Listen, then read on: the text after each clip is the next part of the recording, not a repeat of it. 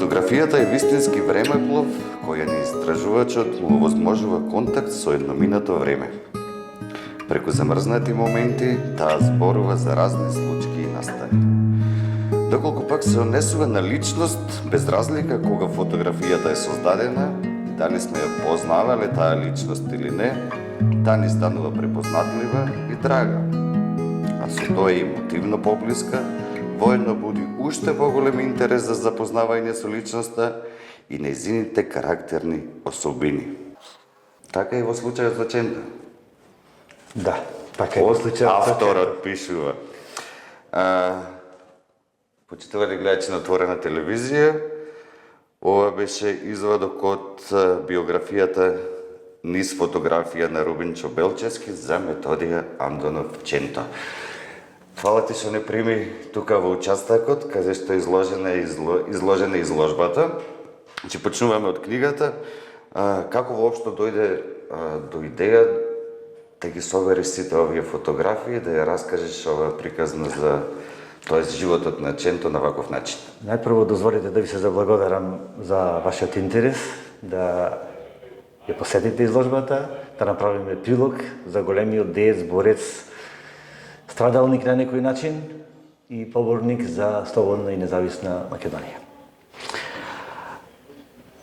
Интересот за Ченто се роди многу одамна, меѓутоа, нормално како јас, како историчар, професионалец, кој што бев заинтересиран за многу личности, особено фактот што во периодот Ченто беше табу тема.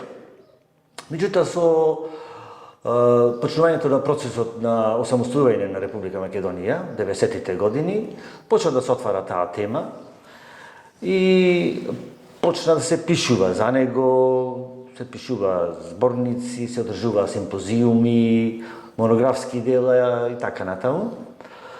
А воедно Ченто беше инспирација и за голем број на уметници кои што создаваат ликовни дела, создаваат бајарски дела кои што се насекаде низ Македонија. Дали да се раскажи една цела животна приказна на еден толку голем човек на ваков начин, беше планирано да се допре до младата публика која што баш разговаравме дека не чита, нема многу внимание, да. А на овој начин кај што книгата е создадена од фотографии кои што се со мали објаснувања, со мали написчиња, дали се мислеше баш на таа млада публика или едноставно од не знам го одбра тој концепт заради друга причина? Токму така. Оние публикации кои што до моментот кога ја направив изложбата и публикацијата беа со текстуален дел, со мал број на фотографии, а при тоа, знаејќи со време на новата технологија, а и воопшто младината, па и луѓето воопшто, како и времето се повеќе помалку читаат во суштина. И целта ми беше на еден визуелен начин, со кратки информации, да се долови животот на Ченто. Во суштина, почнав со создавање на една збирка, бидејќи тој простор го осетив дека е празен, дека не е пополнет. Инаку, да подсетиме дека од 90-тите години напишани се неколку книги. Виданка Антанаскова, потоа синот на Ченто или Андонов Ченто, неколку зборници се излезени, Државниот архив на Македонија издаде публикација и сватив дека овој простор од фотографија е празен, го немаме на сцената. Затоа почнав да трагам по Ченто. Почнав да, што велиме ние, да видам како стои в Ченто со фотографии. Сватив дека мноштво, изобилие од фотографии. Ченто имал еден сенс да се фотографира. Кај ги најде сите тие фотографии? Затоа што за еден човек кој што навистина е починат од многу одамна. Да. Станува збор за време кај што и фотографијата е се уште скапа работа. Така е. Овдека Така е. гледаме... Меѓутоа, првично, бидејќи проектот јас го пријавив во Министерството за култура, И после, морам да признам, напори од година-две не ми беше прифатен проектот, меѓутоа мојата упорност, морам да кажам, води со плод, и беше прифатен како истражување на фотографијата за Ченто. Се обратив до семејството на Ченто, до неговиот син Илија Антонов Ченто и неговата черка Марија Јакимовска. И морам да признам дека радо ја прифатија мојата идеја да направам збирка на Ченто со она што еве го резултатот. Од нивна страна добив во електронска форма поголем број на фотографии, меѓутоа тоа беше еден дел само од онаа збирка која ја создадов. Почнав да истражувам по музеите, по архивите низ Македонија, по приватни колекции, по поединци. Значи, секаде она, како што велам јас, по долапи, по тавани, по визби и така натаму, пробудив интерес кај јавноста и голем дел од јавноста ми пристапуваја и ми носеја фотографии од Ченто, од нивните дедовци, татковци, баби и така натаму, кои што се фотографирале со Ченто. А Ченто па, од друга страна, со оглед на неговата заинтересираност и активност за многу области, да спомнеме тоа дека тој бил сокол, односно гимнастичар, бил велосипедист, бил планинар, бил фудбалер, бил политичар, бил борец, бил, значи, една исклучителна личност со богата биографија и активности. Значи, со сите тие активности сепак имал кога и каде и многу да се слика. Апсолутно, апсолутно. Изложбата тоа го зборува, а и исто така фотомонографијата. Сега, колку точно фотографии имаме во оваа книга? Имаме околу 200 фотографии, Така. кои што зборуваат за животот на За Ченто. живот. Меѓутоа, јас велам, имаме и 50 фотографии кои што зборуваат за животот на Ченто после неговата смрт. Така. Зошто го велам тоа? Оного што го спомнав на почеток.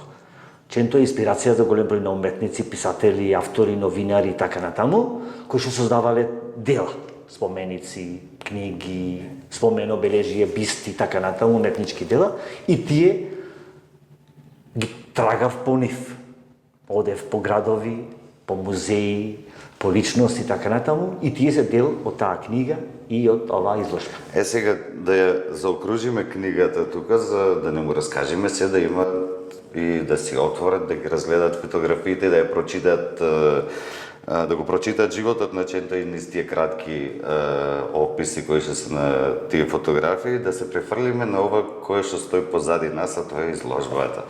Кое што е, како што заклучивме во разговорот пред се, богата и практична. Така е. Кажи ни колку е шетане и уште колку мисли да шета. Да. Изложбата за прв пат е отворена 2017 година по повод 60 години од смртта. Значи, еве, меѓу 7 години се поминати од тој период, меѓутоа таа не запира. Напротив, интересот за незе е постојан. Од во овие 7 години, иако еден период од 2 години, од мои лични причини, бидејќи не бев во рамките на институцијата Завод и музеј Прилеп, бев на друга институција, така да ефективно во 5 години таа помина 25 града во Македонија и веројатно и во наредниот период ќе посетува или ќе ги посети останатите градови во Македонија и веројатно во наводници кажувам постигнува некој рекорд на една изложба која посетила толку многу градови, во исто време посети и некои други нешта од типот на некои семинари, на историчари, промоција на некои публикации, промоцијата на ова публикација беше поставена и имаме идеи, еве, овој пат по повод 67 годишнината од смртта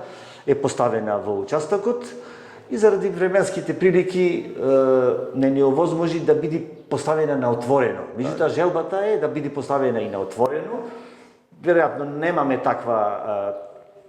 таков случај во изминатото или имаме многу малку, меѓутоа сакам оваа изложба да биде поставена на отворено тука, па да биде отворена пред споменикот во Скопје кај Ченто, па во населбата Ченто и така уште други форми бараме да биде, бидејќи изложбата секогаш буди интерес и кај постарата, а јас па инсистирам таа да буди интерес кај помладата популација.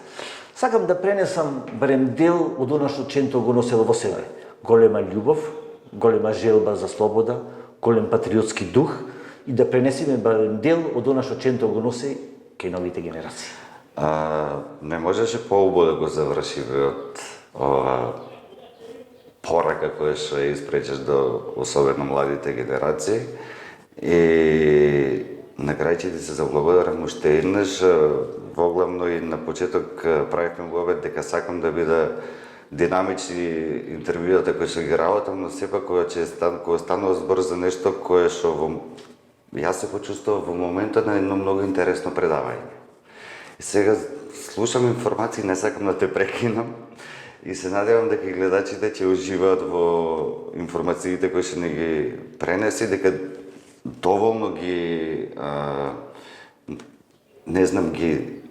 ги испровоциравме да ја отворат книгата, да ја поседат изложбата, а јас само можам да ти се заблагодарам од име на буквално сите прилепчани за тоа што го направива, за да го имаме како едно капитално дело кое што се надевам дека ќе се чита со генерации. Ви благодарам уште еднаш на поканата да учествувам во вашата емисија и се надевам дека бевме интересни, инспиративни, да мојата енергија и понатаму е доволно силна, да не речам, да не запирам, да не запирам, да твориш. Да творам, а во исто време да го пренесуваме она што велам патриотскиот дух кој што како да ни потфалува малку во затоа што кај нас патриотизмот е сведен на мафтање знамења и на на извикување пароли, кои што реално, па и ќе бидам дрзок, паролите веќе ни значи колку велкам на Чергиче пред врата. Треба вака, ова е патриотизам. Се работи дело кое што останува за твојот град, за твојата држава.